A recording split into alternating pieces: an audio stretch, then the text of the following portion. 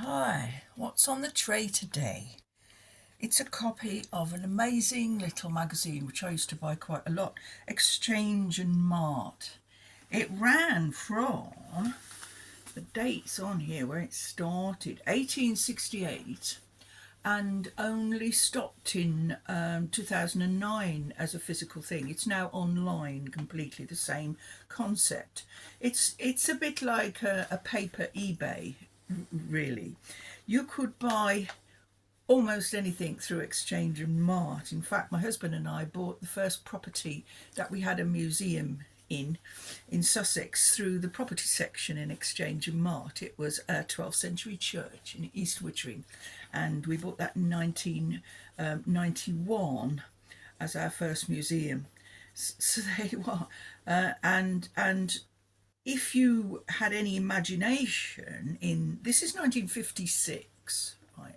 If you had any imagination in the 20th century, you'd buy Exchange and Mart because it sort of fed into all your needs and wants. If you wanted to be a guitarist, you could buy a second-hand guitar.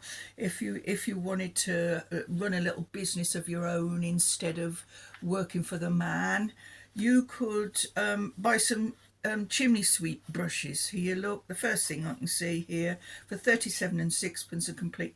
It pays to sweep your own chimney. Now, you're going to sweep your own chimney once a year, maybe, but you could set up a little business sweeping chimneys. You could be a window cleaner. You could be an ice cream man. You could get the ice cream van from Exchange and Mart. And all sorts of amazing things that you'd never heard of.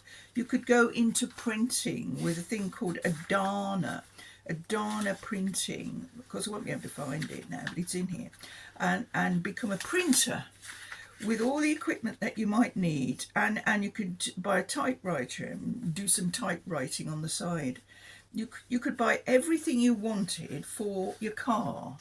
So in those days, that consisted of all sorts of amazing things: seat covers, parking lights, searchlights, fog lamps, wonderful stuff that you really needed. In fact, later on after this, the Exchange and Mart went into motoring more than, and it is now mostly buying second-hand cars.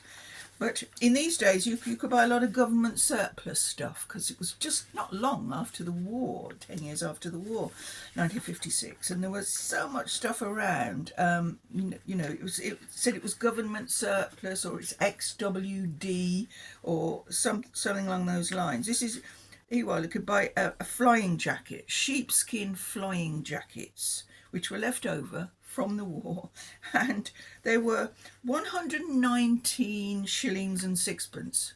Now that is actually that's £6. It's 120 shillings with £6, which in these days the average wage in the mid 1950s was sort of £7 or £8 a week. So that was a week's wage. It was a lot of money, but it sounds cheap now, doesn't it? If you could go back and buy them up at that price, you'd do well. And these are even better. Look, 59 and 11. That's £3, isn't it? That could buy you an American surplus Parker. Now, you see, if you'd bought all those up in 1956, you don't have to wait 10 years. You'd be quidsing. Everybody wanted Parkers in the 60s. It's a wonderful magazine. I used to absolutely love it. In fact, I bought our air raid shelter through Exchange and Mart. It was in the militaria. Someone had got an air raid shelter left over from the war, and they were using it as a shed. And I saw it. I was in the bath actually reading Exchange and Mart.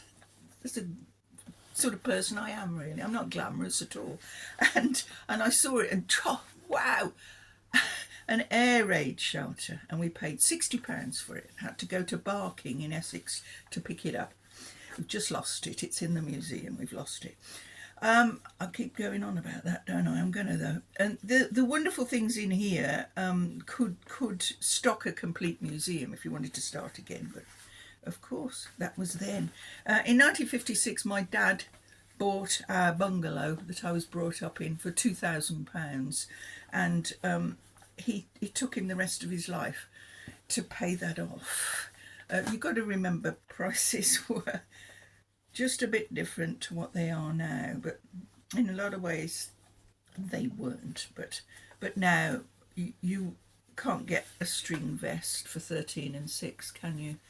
Can you? Do you want one?